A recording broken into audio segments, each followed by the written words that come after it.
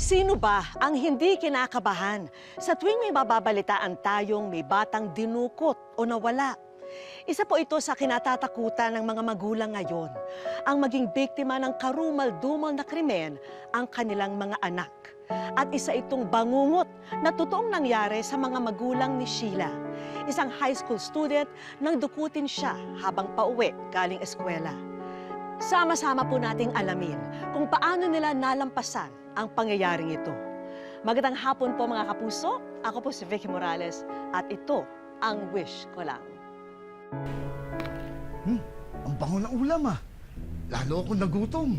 Ay, teka, sandali lang. Ay, naku, sinasabi ko na nga ba, wala pa si Sheila. Hintay na. Tsaka magpalit ka nga dun. Balik ka dun. Sungit naman ito. Titikman lang naman. Sabi nang magpalit ka muna eh. Hintayin natin si Sheila kumain para sabay-sabay tayo. Sige na. Sige na, bilis ka na. Sige na nga.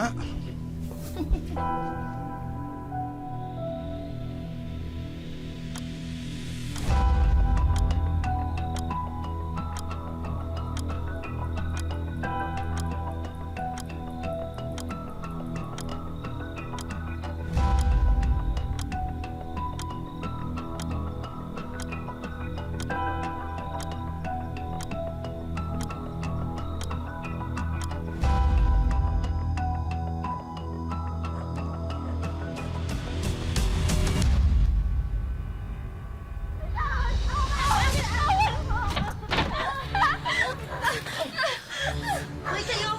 Ano ba sinabi ko tungkol sa pag-iingay, ha? Ikaw, kayo, ipahintay na igil, ha? Tatrabaho na kayo bukas, ha? Turuan niyo to, ha?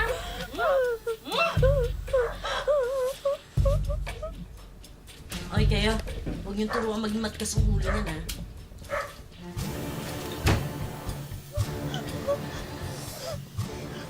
Saan tayo? Anong gagawin nila sa atin? Ibubugaw nila tayo sa mga customer nila. Sindikato to ng prostitution. Hindi! Hindi pwede! Lumaban tayo! Bato lang sila!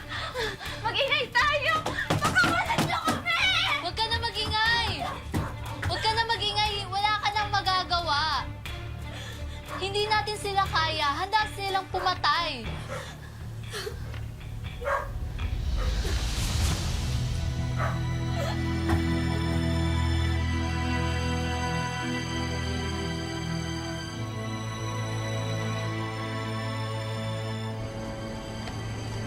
Tol, nakapusta na. Tumal. Uy, Jonathan, grabe ka makatingin na. Sumama ka na lang kaya sa amin mamaya. Tigilan nyo nga ako mga pre. Alam nyo naman na wala akong hilig sa ganyan eh. Virgin ka pa kasi, kaya ka nagkakaganyan. Hindi kaya, naka-girlfriend na ako ha. Yun naman pala eh. Sumama ka na, Jonathan. For sure makaka-discount tayong tatlo doon. Sige na, pre. Hindi ako pwede mamaya. Problem, o sige, sa makalawa. Sa makalawa tayo umiscore. O ano, pwede ka ba sa makalawa? Natawagan niyo na po ba lahat ng kaibigan niyo at kaklase? Nung hindi po siya umuwi agad nung gabing yun, nagsimula na po kami maghanap. Huwag po kayong magagalit ha. Pero hindi po kaya nagtanan yung anak niyo. High school pa lang ang anak ko, tsaka wala siyang boyfriend. Sorry po ha. Kailangan po natin malaman lahat ng anggulo. Di po ba nasabi niyong ampon niyo si Sheila? Di po kaya nagtampo at napagalitan niyo? Matagal na hong alam ng anak ko na hindi namin siya tunay na anak. Pero kahit kailan di siya nagtatampo. Tsaka masaya po kami kay Sheila, mabait siyang bata. Wala kaming problema sa kanya. Hindi ba pwedeng hanapin niyo na siya? Baka kung ano na nangyari sa anak ko eh. Sige po, magtatanong po kami sa kalapit na barangay at sa eskwelahan ng anak niyo. Tatawagan po namin kayo pag may nakalap na kami impormasyon sa kinaroroonan ng anak niyo. Sandali lang po, Mama. Kukuha lang po ako ng missing information sheet para po mapilapan niyo. Sige. Salamat po. Hindi ko kayang maghintay. Hanapin natin si Sheila, ha? Hindi siya pwedeng mawala. Sisiraan ako ng ulo. Sa pag-aalala, kailangan mahanap natin si Sheila, ha?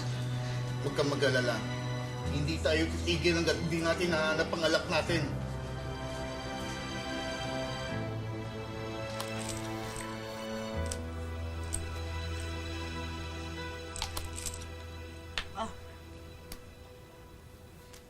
Ano po to?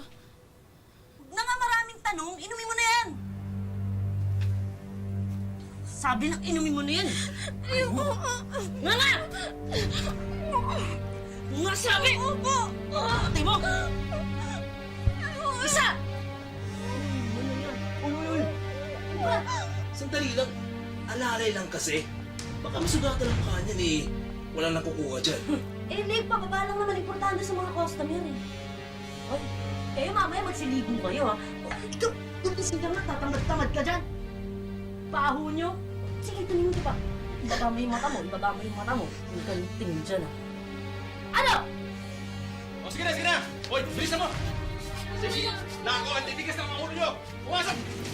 Kaya ha? Sabay. Oo! Oh, ang ginagawa niya? Ba't na? Hoy! Umanda raw! Ayaw niya. Maghuhubad ba kayo? O gusto yung maligo kayo sa mga dugo niyo? Ha? Hoy, magbati ka sa mga ulo ha! Bilis na! Gusto mo na! Babaho ng mga yan! Para mamaya, fresh yun na sa mga customer! Yan! Arte nyo, maliligo din naman pala kayo!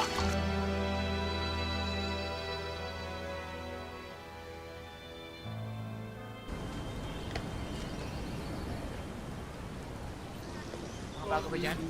Oo, naku, gusto ako to. Sigurado ka man na malilinis yan ha? Mamaya sumabi kayo dyan. Oo na, sariwa lahat yan. Virgin pa nga yung iba eh. Sigurado ka, virgin iba dyan ha? At saka total, suki mo naman ako. Baka pwedeng bawasan yung presyo mo. Bigyan mo ako konting discount. Naghahanap ka ng sariwa, ng malinis, ng virgin. Tapos ayaw mo gumasta. Talaga. Sige na nga. Pasilip, patingin. Sige, buksan mo na. Buksan mo na. Pakibilis.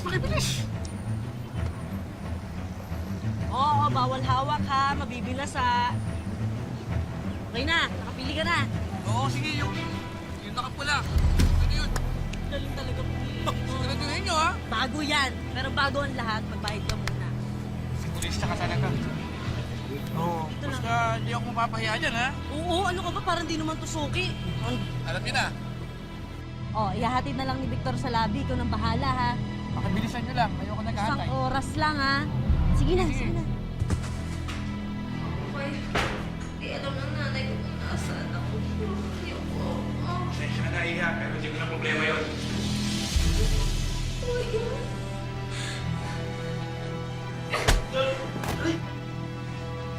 Sila, payag ako ha?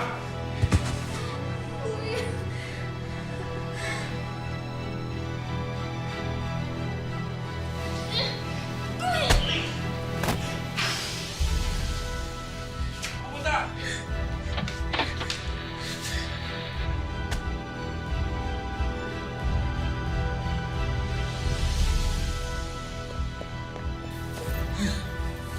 Tika. Dito si Manong ha?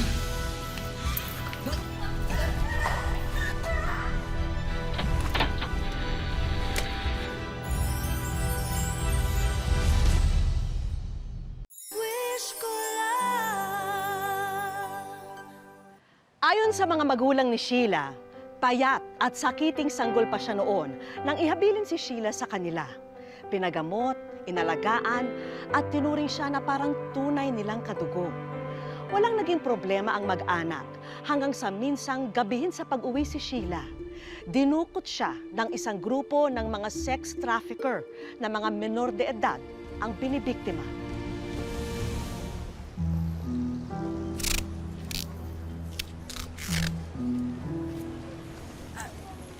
Miss, anak ko nawawala, baka nakita niyo. Hindi ho eh. Salamat. Sir, ma'am, anak ko po yan nawawala, baka nakita niyo. Number po yung nasa baba. Pag nakita niyo po, tawagan niyo lang po ako. Salamat. Sir! Sir! Ang anak na.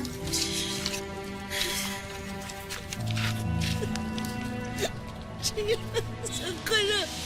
Anak ko, nasaan ang anak ko? Nasaan ang anak ko?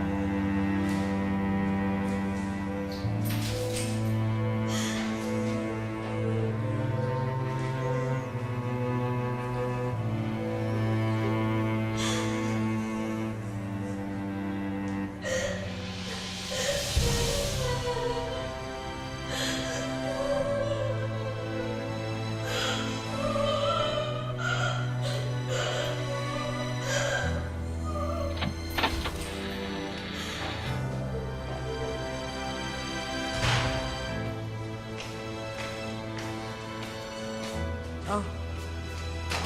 Kumain ka na. Huy! Sabi nung kumain ka na eh. Arte-arte, iyak-iyak pa.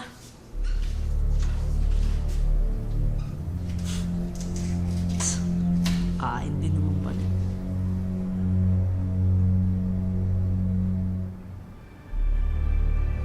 Yan, ganyan. Kailangan mo magpalakas, ha? Kasi rarampa tayo huli bukas. Ha? Galingan mo ulit, ah.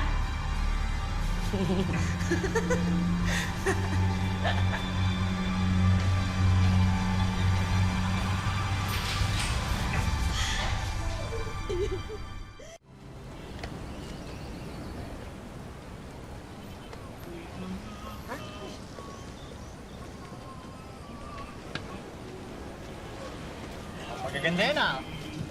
Ano ba? May mga bago ako. Pumili na kayo. Oh, Jonathan, mauna ka na pumili.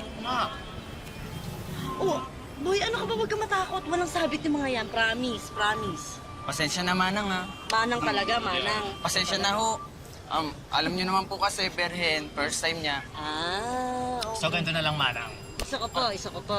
Oh, Sino po ang pinakabago dyan para makapagpili naman to? bago. Makamatch naman sa kanya. Yung matcha kanya, ha? Sandali. Ayan, yan. Yung naka-blue. Yung maigi, ha? Ang ganda to, no? Bago yan. Sige na! Bago yan. Sige na, kumuha na kayo. Parang Baka naman may sabi. Sa tuwing inaalok sa mga customer sina Sheila, sa pilitang pinapainom din muna sila ng gamot na pampahilo.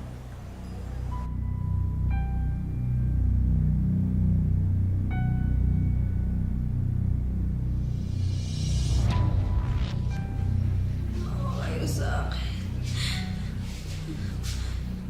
Kayo sa akin.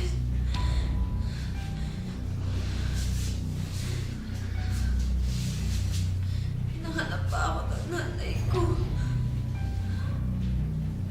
Nanay mo? Hindi ako nakauwi. Nitap nila ako. Salbahe sila. Salbahe.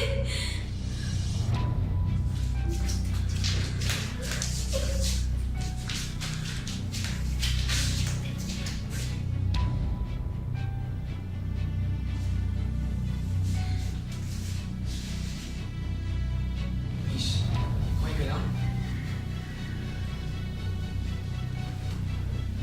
Meron ko muna.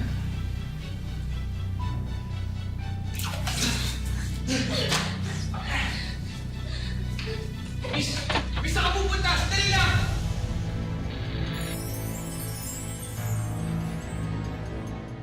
Wish ko lang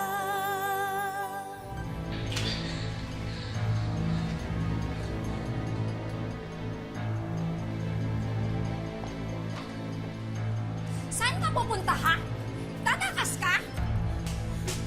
ano ka ba? Ikaw, dala. Sabi ko na umayos ka. Huwag ka maingay. Huh? Ikaw umayos, ha? Sabi ko, di ba ayusin mo? Ha? Huh? Sinisira mo yung trabaho ko. Talaga? Huh? Ha? Umayos ka. Hoy! Tayo na lang kayo natin. Alam mo ikaw, ilang beses ka namin pinagbibigyan na. Gusto mo itara ko sa ito? Shh! Huwag maingay! Ano ka ba kailangan natin ng pera? Papasada ko pa yung bukas, tapos pwede mo na dispatchahin yan. Sige na nga!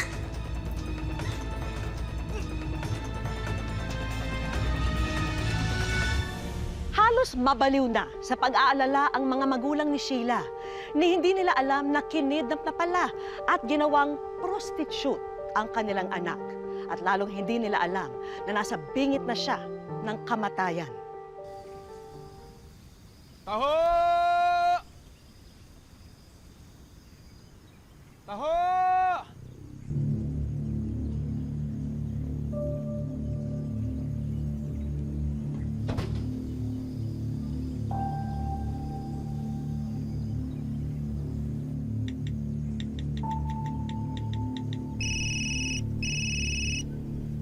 Hello? Hello?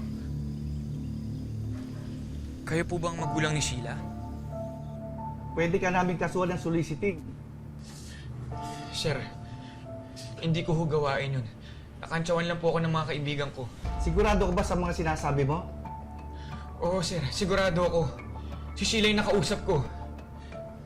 Siya po yung babae sa poster. Pulis, bakit ho natin siya ikukulong? Nagkamali siya pero gumagawa naman siya ng paraan para itama ito eh. Tsaka siya lang ho ang pwedeng makatulong sa amin maibalik si Sheila. Okay, ganito na lang ang gagawin natin. Mamaya, babalik ka ron, Jonathan. At magkukunwari kang ilalabas mo si Sheila.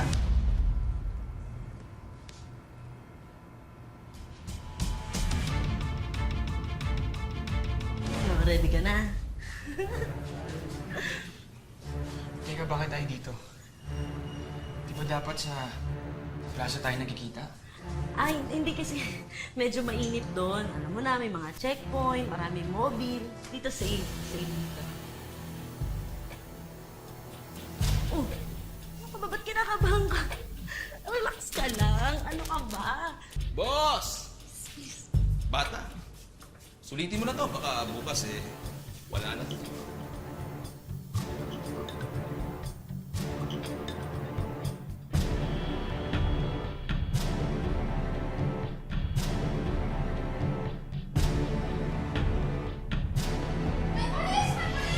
Ano? Sira ulo ka? Sineta pa kami!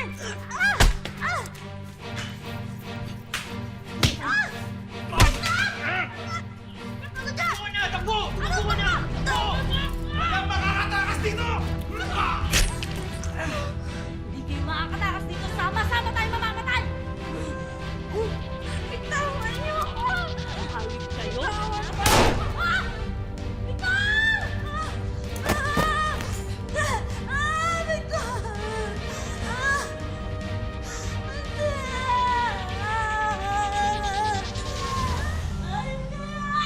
Ayos ka lang ba?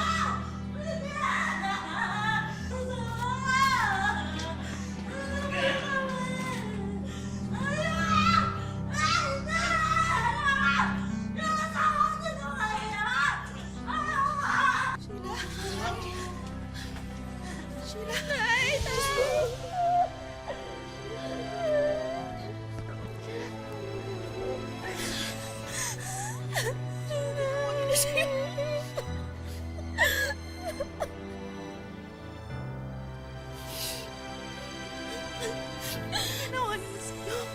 Uwi na tayo ha.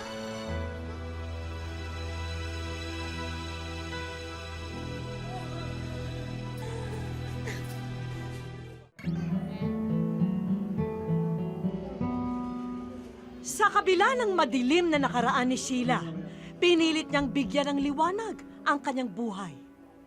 Pag bumabalik yung alaalang yun, masakit. Tsaka natatakot ako. Naano ko, syempre, hindi naman natin maiwas. Bata matanda ngayon. Babalitaan mo, may narinig. Ako natatakot ako, hindi ako lumalabas ng gabi. Hindi ako lumalabas ng hindi ko kasama asawa ko. Mas importante sa akin ngayon mag-iingat ako dahil may mga anak akong naghihintay sa akin. Dahil sa pagtanggap sa kanya ng buong buo, nagkaroon ng direksyon ang kanyang buhay. At nabigyan din siya ng lakas para ibaon sa limot ang nakaraan at magsimula ng bagong kabanata. Alam ko po yung kwento ng buhay ni Sheila. Pero kahit ganon, minahal ko po siya. Sheila, kahit anong mangyari sa'yo, kahit anong nangyari sa'yo yung nakaraan, kalimutan mo na yun. Kamagalala, nandito ako kami palagi ng mga anak mo. Lagi kitang babantayan at aalagaan. Magpartner sina Sheila at ang kanyang asawa. Si Mister namamasada ng tricycle para may pantustos sa kanilang mga gastusin. Habang siya naman ang nag-aalaga sa mga bata. Hirap daw kasi siyang makahanap ng trabaho dahil wala siyang natapos. Hanggang ngayon, kasama pa rin ni Sheila ang kanyang ina. Ang gusto kong sabihin sa mga magulang na may anak na minor de edad, huwag niyo sana silang pababayaan. Lagi niyo po silang gagabayan sa kanilang mga pag-alis dahil delikado po ang panahon ngayon. Nay, maraming salamat sa lahat. Hindi dahil sa'yo, hindi ako makakabalik dito eh. Bagamat hindi naging madali para kay Sheila ang talikuran ang nakaraan, nagpasalamat siya na hindi naman nagkulang ang Diyos sa pagbigay ng mga taong sumusuporta at nagmamahal sa Kanya. Papasalamat talaga ako sa Diyos kasi may tumanggap pa sa akin eh. Sa kalagayan ko dati, inisip ko talaga wala nang tatanggap sa akin. Wish ko lang. Nandito po tayo ngayon sa isang indoor theme park sa Parañaque. Napag-alaman po namin na ni minsan ay hindi pa nakakapasyal ang pamilya ni Sheila rito dahil na rin sa kakapusan sa buhay. Kaya naman ngayong araw, paliligayahan po natin ang pamilya sa kanilang pamamasyal.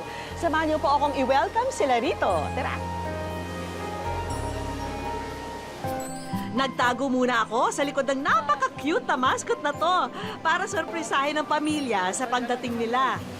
Hello! Welcome! Welcome sa Wish Ko Lang. Alam niyo ba kung bakit tayo nandito? Dahil kayo po ay nasa Wish Ko Lang. Surprise po namin para sa inyo ito.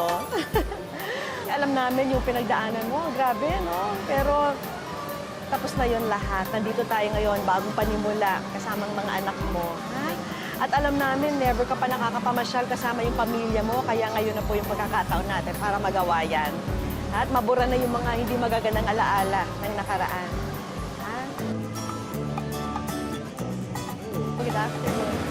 Suot ka ng band? Siyempre, pagkatapos ng drama, kailangang pasayahin naman ang pamilya ni Sheila. Kaya't ako na mismo ang magiging tour guide nila sa indoor theme park.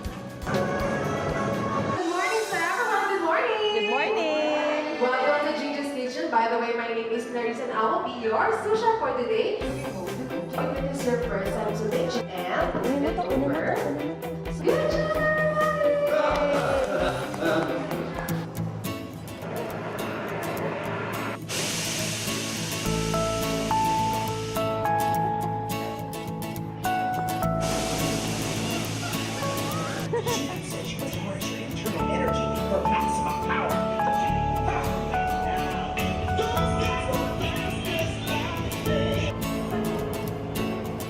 Mawawala ba naman ang kainan kapag namamasyal? Pagkatapos kumain, ituloy na natin ang sorpresa. Dito meron kaming hinandang surprise para sa inyo. Ito, pangkabuhayan po. Meron kayong candy stand, meron din kayong lemon juice stand. Yan yung mga fresh food po. Para dagdag pangkabuhayan po sa inyo. Thank you po. Tapos ito yan po lahat. Pang dagdag kita po sa inyong candy stand. Tapos ito para sa inyo, mga pang-personal po ninyo, mga grocery items. Thank you po. Excited ka bang mag-manage ng ganito? Ha? Bakit? Matagal mo nang ganitong negosyo? May tindahan po kami dati kaso nawalan ng tinda eh. Nawalan. Oo, yan ito. Hitik na yan sa paninda. Ha? Tapos meron kaming mga kaibigang ipapakilala sa inyo, ha? So, in behalf of TESDA, Technical Education and Skills Development Authority, ina-award po namin sa inyo yung scholarship grant for bookkeeping NC3. So, kasama ko po yung inyong training center, yung Sika Training Center. So siya po yung in-award natin para sa school na inyo pong pag-aaralan. Ay, how nice naman. Thank you. po. O, wow. Sakto pala, next month na. Naku, tapusin mo yan. Maraming salamat po dito. Meron kaming financial assistance para sa inyo na 10,000 para pangdagdag sa mga pangangailangan niyo. Thank you po. Maraming salamat po dito. Laking tulong na po to kasi lumalaki po yung mga anak ko, dumadagdag po yung gastusin namin. Maraming pagsubok ang pagdaraanan nating lahat sa buhay. May mabibigat at madidilim. Pero gaya ni Sheila, hindi dapat tayo panghinaan ng loob dahil bilog ang mundo. Darating ang panahon na mapapasaibabaw rin tayo. Ano man ang ating pinagdaanan, huwag pong hayaang maging hadlang ito sa ating kinabukasan. Gawin itong aral na magpapatatag sa pagharap natin sa mga darating pagpagsubok sa buhay. Salamat po muli sa inyong pagsubaybay mga kapuso. Ako po si Vicky Morales at ito po ang Wish Ko Lang.